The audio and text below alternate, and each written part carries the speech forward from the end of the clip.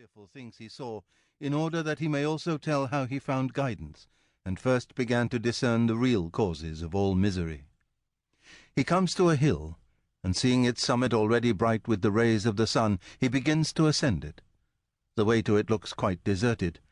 He is met by a beautiful leopard, which keeps distracting his attention from the hill, and makes him turn back several times.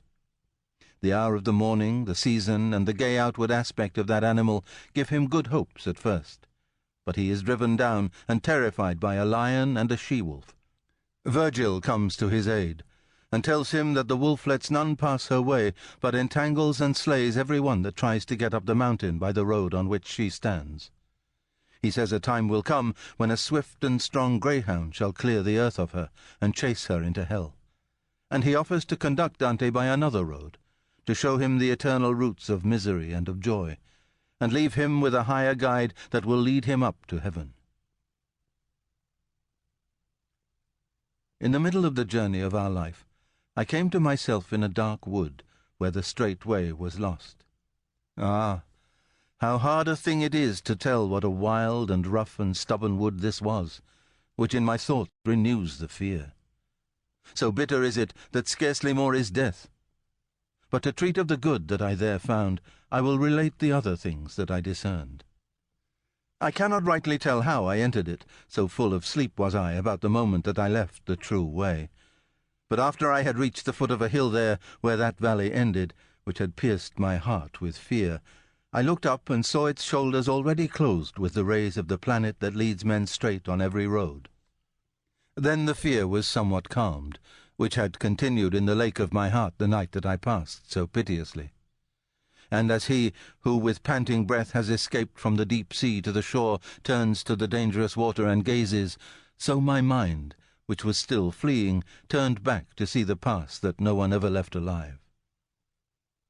After I had rested my weary body a short while, I took the way again along the desert strand, so that the right foot always was the lower. And behold, almost at the commencement of the steep, a leopard, light and very nimble, which was covered with spotted hair. And it went not from before my face, nay, so impeded my way that I had often turned to go back. The time was at the beginning of the morning, and the sun was mounting up with those stars which were with him when divine love first moved those fair things, so that the hour of time and the sweet season caused me to have good hope of that animal with the gay skin.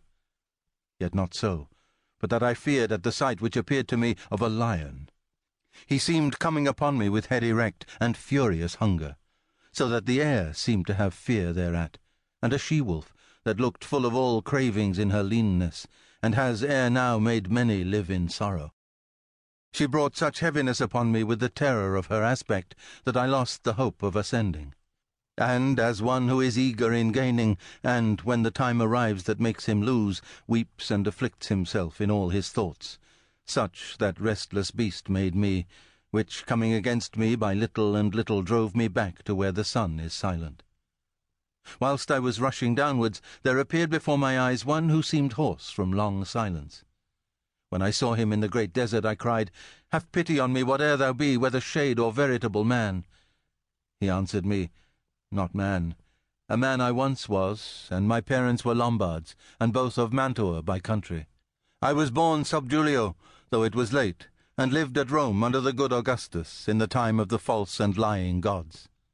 A poet I was, and sang of that just son of Anchises, who came from Troy after proud Ilium was burnt. But thou, why returnest thou to such disquiet?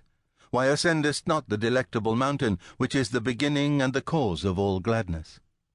Art thou then that Virgil, and that fountain which pours abroad so rich a stream of speech?" I answered him with bashful front. "O glory and light of other poets, may the long zeal avail me, and the great love that made me search thy volume. Thou art my master and my author. Thou alone art he from whom I took the good style that hath done me honour. See the beast from which I turned back. Help me from her, thou famous sage, for she makes my veins and pulses tremble." "Thou must take another road," he answered, when he saw me weeping, "if thou desirest to escape from this wild place. Because this beast, for which thou criest, lets not men pass her way, but so entangles that she slays them, and has a nature so perverse and vicious that she never